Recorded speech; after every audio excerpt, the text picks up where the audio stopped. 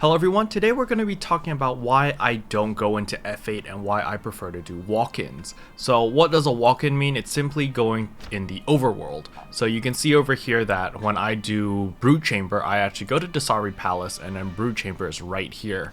And you can see here's the entrance and I go through here.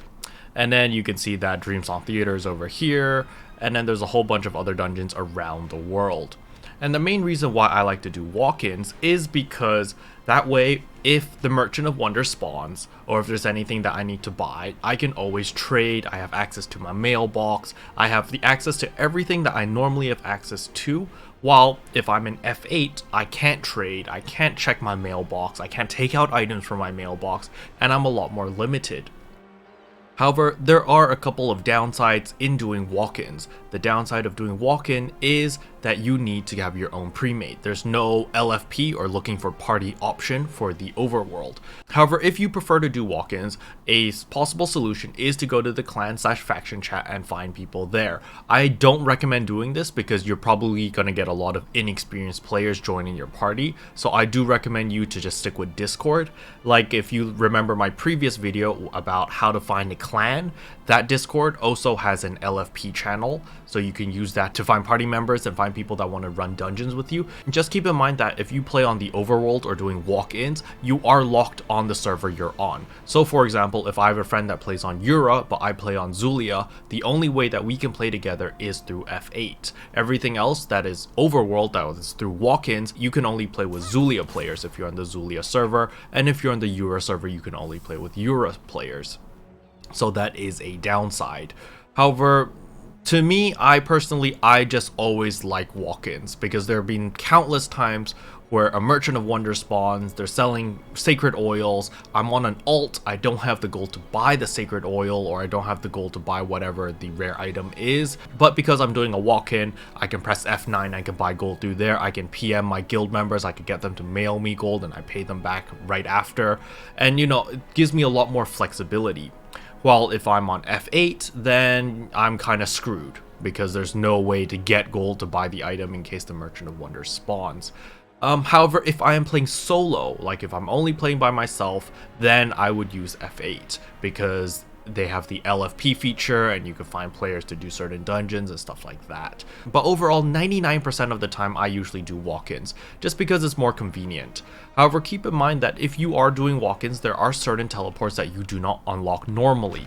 So a good example would be Drowning Deeps. If you go to Solak over here, Amethyst Shore. Normally, if you've never done a walk-in to Drowning Deeps before, you will not have Amethyst Shore. So you have to go to Hantu Garrison, run down to Iron Shadow Crash Site. There's a Dragon Pulse that brings you down to Amethyst Shore.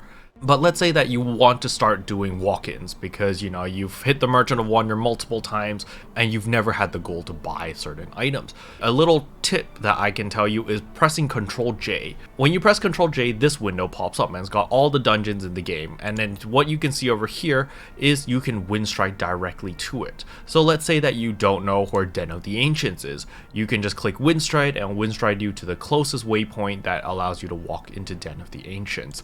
And this applies to every dungeon and every raid in the game. So let's say that you want to go to Midnight Sky Petal Plains, but you don't know where it is. You click on this wind stride, it'll wind stride you directly to the closest wind stride, which is Central Garrison. And then you can just press M to open up your map and you'll see where MSP is and just walk right in.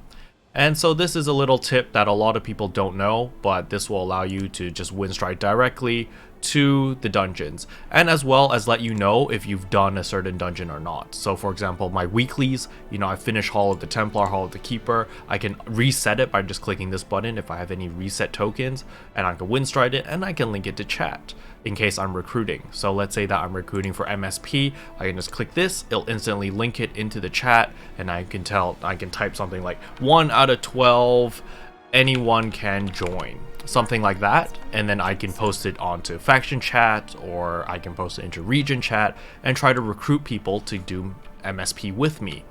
And this is what I recommend most players to do, especially if you're like newer players. Like if you're starting to do MSP, you can just do MSP 1 to 3. A lot of people have some unreasonable expectations. They say, oh, you need like super high gear, blah blah blah. So I usually just recruit myself and I just say anyone can join. As long as you're level 60, I think that should be your baseline. Try not to join an MSP at level 50 or level 55 because you really don't contribute at all. Like if you join at 60, at least you can still do the mechanics, at least you can still help people and, you know, just help out and carry your own weight.